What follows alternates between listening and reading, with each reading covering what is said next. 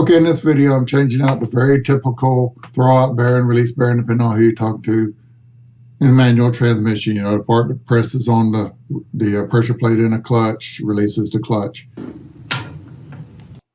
Okay, that socket is just a tiny bit smaller than the hole it's going to go through. So it'll fit over the fitting down there, but it won't bottom out on the bearing. It'll go through the hole of the bearing.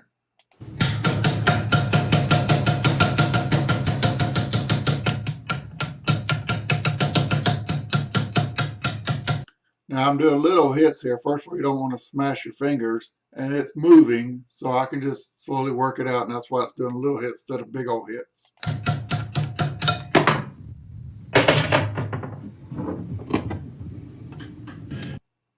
We're going to put like that. That's me putting a new bearing on that sleeve. See how it wasn't super hard to get off?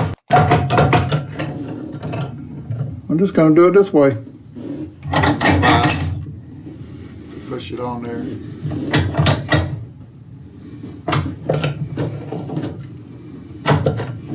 I'm turning it in case the vise is a little bit warped, you know, the jaws are kind of doing this. That way you turn it, that way you know it's going all the way around the circle properly. There it is, back on there.